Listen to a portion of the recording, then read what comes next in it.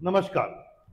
Republican party के उम्मीदवार Trump, उनसे पहले से ही यूरोप थोड़ा चिंतित है, क्योंकि पिछले कार्यकाल में उनकी अमेरिका फर्स्ट की नीति ने यूरोप को बैकफुट पर किया और उन्हें लगा कि वह यूरोप की ओर उतना नहीं झुके हुए हैं, यूरोप को प्रायोरिटी नहीं दे रहे हैं कितना अदर राष्ट्रपति ने यानी प्रेसिडेंट ने दिया, जो भी अमेरिकन राष्ट्रपति हो।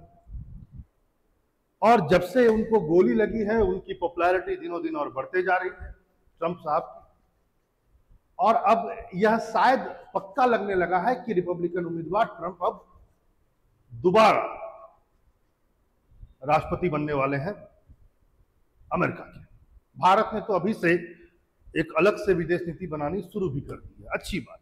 लेकिन आज न्यूज इसकी नहीं, न्यूज इस बात की है, जैसा कि मैंने शुरुआत जिस बात से कहा कि ट्रंप और यूरोप में कोई खास अच्छा संबंध पिछले कार्यकाल को यदि देख करके समझा जाए तो नहीं रहा। और अब ट्रंप ने अपने तरफ से जिस वाइस प्रेसिडेंट का नाम आगे किया है कि हमारे कार्यकाल में, मेरे टेन्योर में जो वाइस प्रेसिडेंट बनेंगे, उन्होंने और भी यूरोप को और सेटबैक कर दिया और यूरोप अब चिंतित है। और पूरी की पूरी न्यूज यही है, CNN में और कई जितने भी न्यूज एजेंसी हैं उन्होंने इसको बाकायदा लिखा है कि यूरोप ट्रंप के उपराष्ट्रपति पद के उम्मीदवार को लेकर चिंतित है। उम्मीदवार जो हैं ये बाकायदा ये व्यक्ति बन रहे हैं जिनका नाम है जेम्स डेविड वेंस, वैसे JD वेंस भी कहते हैं इन्हें, और बहुत ही यंग है और 1984 का बॉर्न है। यहां पर एक बात बहुत ही अच्छी है, वो इसको भी आप जान लीजिए कि इनका विवाह बेसिकली एक भारतीय महिला से हुआ है जिनका नाम है उषा वेंस, और वैसे उषा चुलुपुरी वेंस पूरा नाम है। ये बेसिकली इंडियन ओरिजिन के हैं। इनके माता पिता आंध्र प्रदेश में कृष्णा जिले में पामुरू एक गांव है, आंध्र प्रदेश से कृष्णा जिले में पामुरू गांव, वहीं पर रहते थे। 1980 के दशक में उन्होंने अपना सब कुछ छोड़ करके चले गए वो अमेरिका, और इनकी बेटी भी वहीं जाकर पैदा हुई। और ये जो है मोहतरमा, ये एक लॉयर है, और यह जो जेम्स डेविड वेंस है ये भी एक बहुत बड़े लॉयर है,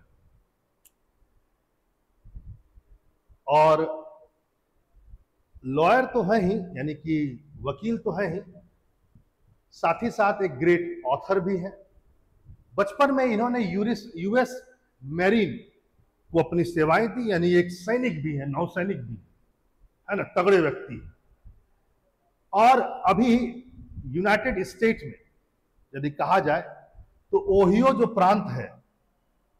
प्रांत है वहां के ये जूनियर सेनेटर बने हुए ने, यानी ट्रंप ने इन्हें बाकायदा अपनी ओर से उम्मीदवार बता दिया है कि यही बनेंगे।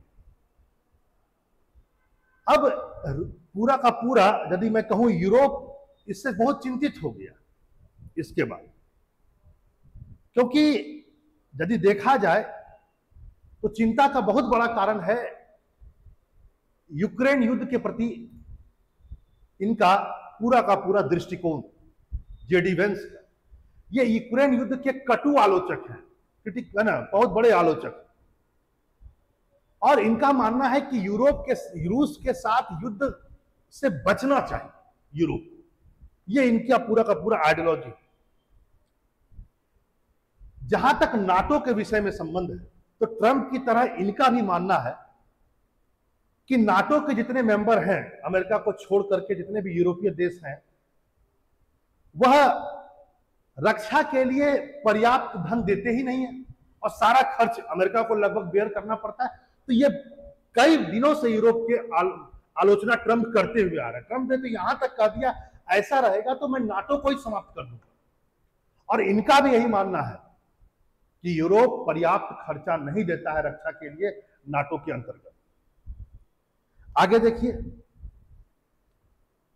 जैसा कि ट्रंप, आप देखेंगे यूरोप के प्रति ट्रंप का सोच और कैसे वेंस ने इसको और भी आगे बढ़ा दिया और यूरोप चिंतित है।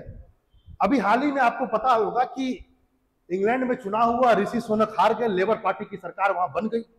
ट्रंप ने बाकायदा इस सरकार बनने के बाद कहा अच्छा हुआ कि वहां पर लेबर पार्टी की सरकार बन गई, और मेरा पूरा मानना है कि इंग्लैंड पहला यूरोप का देश होगा जो इस्लामिक देश बन जाएगा, और वह भी एटम बम वाला इस्लामिक देश। अब आप सोच सकते हैं क्या है पूरी सोच, और इसको पूरा वो सपोर्ट करते हैं वेंस। वेंस का भी मानना यही है कि लेबर पार्टी का आना सही नहीं रहा, इंग्लैंड हो जाएगा इस्लामिक देश, पहला यूरोप का देश इस्लामिक होगा, और वो भी एटम बम वाला। अब सोच सकते हैं बहुत सारे यूरोपीय देशों को लगा कि यदि ट्रंप दोबारा आएंगे तो जो पहले कार्यकाल में जो उन्होंने अमेरिकन फर्स्ट की नीति अपनाई और यूरोप को थोड़ा साइडलाइन करके वो चले, शायद इस बार कुछ अच्छा हो। लेकिन जैसे ही इनका नामांकन आगे आया जेडी वेंस का, ये सारी उम्मीदें लगभग यूरोप ने तोड़ दी।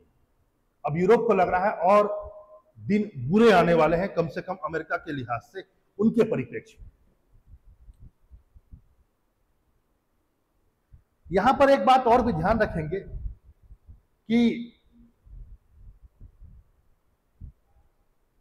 ट्रंप ने बाकायदा इस बात को कहा कि जब मैं दोबारा राष्ट्रपति बनूंगा तो मैं एक दिन में यूक्रेन वॉर समाप्त कर दूंगा। क्यों? क्योंकि मैं यूक्रेन को पैसा देना भी बंद कर दूंगा। और वेंस यानी कि जो पहले से ही यूक्रेन वॉर के कटु आलोचक है, उसको बल किससे मिल रहा है? यदि आप देखेंगे कि उनको बल ट्रंप से ही मिल रहा है, कोई वो अलग से कोई आइडियोलॉजी लेकर के नहीं आए। ट्रंप खुद ब खुद ये बात को पुष्ट करते हैं जब वो खुद कहते हैं ट्रंप कि मेरे आने पर मैं एक दिन में क्या करूंगा, यूक्रेन के वॉर को बंद करूं। यूरोप चिंतित है। और यहां पर एक बात और भी ध्यान रखें, लेकिन कथनी और करनी में कई बार फर्क हो जाता है, क्योंकि अभी हाल ही में आपको पता होगा कि अप्रैल 2024 का बात है, अमेरिका की सीनेट ने 61 बिलियन का राशि मुहैया कराया यूक्रेन को। सभी अखबारों में यह आया, लेकिन ट्रंप की चुप्पी, कांग्रेस ने बाकायदा इसको समर्थन दिया, और कांग्रेस जब पास कर देती है कोई बिल तभी वह आगे बढ़ सकता था। अब वहां पर ट्रंप भी है और ट्रंप के पार्टी के लोग भी अंदर थे, लेकिन ट्रंप चुप रहे। ट्रंप ने ज्यादा विरोध नहीं किया। ट्रंप विरोध करते तो हो सकता है ये बिल पास नहीं होता, लेकिन ट्रंप की चुप्पी कुछ कभी कभी कुछ और भी बात बयां करती है कि वो कहीं डुअल नेचर के तो नहीं है। लेकिन वेंस के बारे में ऐसा बिल्कुल नहीं। वेंस का नजरिया यूरोप के प्रति एकदम साफ है। इसका कारण यह भी हो सकता है कि ट्रंप शुरुआत में यूक्रेन के बहुत बड़े सपोर्टर थे। 60 बिलियन का जो कांग्रेस ने दिया और ट्रंप की चुप्पी में शायद एक यह भी माना जा सकता है, बहुत सारे रक्षा विशेषज्ञ ने कहा कि ट्रंप जो है वो शुरू में यूक्रेन के बहुत बड़े सपोर्टर थे, लेकिन जैसे जैसे पैसा खर्च होता जा रहा है अब वो धीरे धीरे इस युद्ध के विरोधी होते जा रहे हैं। लेकिन फिर मैं कहूं, ये सारी बातें धरी की धरी रह गई कि ट्रंप पहले क्या सोचते थे, बिल पर चुप्पी क्यों है। इस व्यक्ति का नामांकन, वेंस का नामांकन वाइस प्रेसिडेंट के रूप में, ये शायद यूरोप के लोगों, यूरोप की मनस्थिति पर पानी फेर दिया है, और अब उनको ये समझ में आ चुका है कि ट्रंप बाकायदा चाहते वाजिब में क्या है। वैसे भी जेडी वेंस जो है वो, उनके नजरिया में वो यूरोप को एक अच्छे सहयोगी के रूप में ज्यादा पसंद नहीं करते, और न मानते हैं कि यूरोप एक अच्छा सहयोगी है। फरवरी के महीने में आपको पता होगा कि फरवरी के महीने में म्यूनिक सुरक्षा सम्मेलन हुआ था। यहां पर वेंस ने बाकायदा इस सुरक्षा सम्मेलन में इस बात को कहा कि यूक्रेन और रशिया के बीच युद्ध बंद होना चाहिए, और यूक्रेन को चाहिए कि रशिया से वो बात करे, क्योंकि उन्होंने कहा, वेंस ने कहा कि मुझे लगता है कि जितने भी सहयोगी हैं जो यूक्रेन को सहायता दे रहे हैं अब उनमें क्षमता नहीं रहा होती, इसलिए यूक्रेन को बात करनी चाहिए, शांति की पहल करनी चाहिए। यहां तक कि अमेरिकी सेनेटरों ने, अमेरिकी कांग्रेस के कुछ लोगों ने 2 दलीय एक समिति बनाई कि जो जेलेंस्की से बात करे। वेंस इसमें शामिल नहीं हुए, जबकि उनको कहा कि आप शामिल होइए। वेंस शामिल नहीं हुए। वेंस ने कहा मैं शामिल होकर करूंगा क्या, वही पुरानी बातें इसमें होगी, मुझे नहीं लगता है कि मैं कुछ नया वहां सीख पाऊंगा। ऐसी बातें कहकर वेंस वहां से चले गए। इसी सम्मेलन में उन्होंने बाकायदा बार बार कहा कि रूस को वार्ता के टेबल पर लाने की जरूरत है। ठीक है, उन्होंने यहां पर एक बात और भी कहा कि मेरी नजर में पुतिन एक बुरा व्यक्ति है, मैं मानता हूं, लेकिन इसका मतलब यह नहीं है कि जो बेसिक डिप्लोमेसी होता है हम उसको छोड़ दें, हमें उसको पालन करना चाहिए। इस सब बातों का जो रसिया के जो विदेश मंत्री हैं सोरगोई लावरोव, उन्होंने बाकायदा यूएन में एक प्रेस कॉन्फ्रेंस किया और इस सब बातों का उन्होंने भी समर्थन किया और वेंस को बहुत बधाई दी कि वो चाहते हैं कि युद्ध समाप्त हो जाए। और उन्होंने कहा कि अमेरिका को चाहिए कि जो मदद वो दे रहा है, पश्चिमी जगत को भी चाहिए जो मदद यूक्रेन को दिया जा रहा है वो बंद किया जाए। तो इन्होंने पूरा सपोर्ट किया। अब यहां पर आपको कुछ कुछ ये समझ में आ रहा होगा कि यूरोप के नजर में जरूर ट्रंप और उसके बाद अब वेंस खटक रहे हैं, लेकिन रसिया चाहता है कि अब ट्रंप दोबारा आ जाए, क्योंकि बाइडेन ने शायद बहुत तंग कर दिया है रशिया को। यहां पर एक बात और भी ध्यान रखें, भैया, वेंस एक न्यू स्कूल ऑफ बॉय है, वहीं बाइडेन अपनी उम्र के हिसाब से ओल्ड स्कूल के थिंकिंग के लोग। वो अभी भी, जब वो आए थे सत्ता में, आपको याद होगा कि बाइडेन ने बाकायदा शीत युद्ध का जिक्र किया था कि शीत युद्ध आज भी चल रहा है, cold war between Russia and America, जो कि समाप्त हो चुका था। बिना वजह का नाटो का विस्तार करके और यूक्रेन को लालच देकर के बाइडेन ने शीत युद्ध को दोबारा चालू किया और यूरोप को लड़ाई में खींच दिया। वहीं जो न्यू स्कूल ऑफ थॉट्स है वेंस का, वेंस ने बाकायदा कहा है कि हम लोगों का ध्यान अब चीन, रसिया से हटा करके ईस्ट एशिया की ओर ले जाने की जरूरत है। ईस्ट एशिया, बाकायदा कहा ईस्ट एशिया की ओर हमने जाना होगा, और ईस्ट एशिया मतलब चाइना। वेंस ने कहा कि वास्तविक मुद्दा चीन है, रसिया नहीं है। अमेरिका का सबसे बड़ा खतरा जो है वो चीन से है, न कि रसिया से है। उन्होंने ये बात भी कहा। लेकिन जब हम रूस की ओर जाते हैं और इस ढंग से हम लोगों ने रूस के साथ काम किया, यह बताता है कि हम अपने एम से विचलित हो गए, क्योंकि बड़ा खतरा रूस नहीं है, कौन है? चाइना। ये वेंस की नजर में। वेंस ने यहां तक कहा कि जो आप यूक्रेन को एयर डिफेंस सिस्टम दे रहे हैं, यानी कि जो पैट्रियट मिसाइल दे रहे हैं, पैट्रियट एयर डिफेंस सिस्टम, उसको यूक्रेन को देने की कोई जरूरत नहीं है। यदि किसी को देना है तो ताइवान को दीजिए, क्योंकि ये बहुत ज्यादा जरूरी है। यानी उनका फोकल पॉइंट्स एकदम क्लियर है, चीन सबसे बड़ा दुश्मन है और हमें अब ताइवान की ओर देखना चाहिए, न कि और यूक्रेन की ओर। एयर डिफेंस सिस्टम की जरूरत यूक्रेन को नहीं, ताइवान को। उन्होंने सीएनएन के साक्षात्कार में, इंटरव्यू में बाकायदा इस बात को कहा, चीन को उसकी आर्थिक, सैनिक व अन्य महत्वाकांक्षाओं को प्राप्त करने में हमें रोकना होगा, पूरा करने से रोकना होगा। लेकिन वहीं वेंस से बहुत सारे नेता इत्तेफाक नहीं रखते हैं, नाटो और पश्चिमी देशों के लोग जो और भी हैं। उन्होंने कहा कि हमें चीन और रूस को अलग अलग करके नहीं देखना चाहिए, क्योंकि यूक्रेन युद्ध में चीन जो है वह एक निर्णायक समर्थक बन गया। नाटो के सम्मेलन में बाकायदा पश्चिमी देशों ने इस बात को कहा भी कि यूक्रेन युद्ध में, जो शब्द यूज किया, सुन लीजिए, यूक्रेन युद्ध में रूस का निर्णायक समर्थक वर्ड यूज किया गया है चीन के लिए।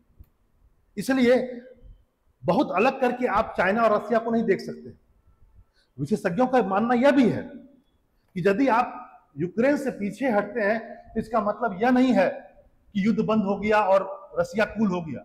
सच्चाई यह है, इससे अंततः चीन का प्रभाव बढ़ेगा, क्योंकि तो युद्ध में चीन भी लगा हुआ है, चीन का बहुत सारा चीज लगा हुआ है। इसलिए पीछे हटने का मतलब है अमेरिका का पीछे हटना, ऐसा कुछ विशेषज्ञों का भी कहना है। लेकिन यहां पर कुछ बातों को और ध्यान देना होगा। अमेरिका के ही कुछ रक्षा विशेषज्ञों का मानना है कि वेंस का तात्पर्य यूरोप विरोध और यूक्रेन विरोध नहीं है। उनका मानना है वेंस का कि कब जाकर के यूरोप अपने पैरों पर खड़ा होगा, कब तक अमेरिका बार बार उसको हेल्प करके उभारता रहेगा। कभी ना कभी तो यूरोप को अपने पैर पर खड़ा होना पड़ेगा, और ये यूरोप भी अब धीरे धीरे समझने लगा है कि हमें अमेरिका पर अपनी डिपेंडेंसी को छोड़ना होगा और धीरे धीरे अपने पैरों पर खड़ा होना पड़ेगा। क्योंकि आपको पता होना चाहिए, डेमोक्रेटिक सत्ता में थे यानी बाइडेन साहब, फिर भी जो सहायता यूक्रेन को मिलनी चाहिए थी उसमें कितनी देरी हुई? बहुत देरी हुई। बिल पास करने में बहुत देर हो गया। अब यह यूरोप समझने लगा है कि अमेरिका का जो नेतृत्व है वो अब अनिश्चित हो चुका है, अविश्वस मतलब कहा जाए उसकी विश्वसनीयता अब खतरे में आ रही है, कम से कम यूरोप की नजर में। क्योंकि डेमोक्रेटिक जो आपके सबसे बड़े सपोर्टर है बाइडेन टाइप के लोग, तो उनके सत्ता में रहने के बाद भी यदि आप वो बिल आपके सपोर्ट में बिल पास होने में देरी हो रहा है तो यह अमेरिकी नेतृत्व की अनिश्चितता को बताता है। और शायद अब यूरोप को भी इसकी आदत डाल लेनी चाहिए, क्योंकि यदि बाइडेन दोबारा जीत कर भी आ गए, इसका क्या भरोसा है कि वो आगे एकदम जल्दी जल्दी हेल्प कर ही देंगे यूरोप को या यूक्रेन को। क्योंकि जब आप अभी नहीं कर पा रहे हैं तो बाद में क्या करेंगे। तो आपने इस बात को समझा कि यूरोप चिंतित है। ट्रंप के द्वारा नामित वाइस प्रेसिडेंट, जिनका संबंध भारत से भी है कुछ, है ना, क्योंकि उन्हें लगता है कि ट्रंप तो फर्स्ट अमेरिकन पॉलिसी में विश्वास करते ही हैं, लेकिन जो वेंस है वह तो और भी एंटी यूरोप आइडियोलॉजी के साथ खड़ा है, और उसकी नज़र में रसिया कुछ नहीं है, चाइना ही सब कुछ। ठीक है, यूरोप भी मानता है इस बात को कि चाइना भी बहुत कुछ है, लेकिन फिर भी चलिए फिर मिलते हैं एक नए टॉपिक के साथ। नमस्कार।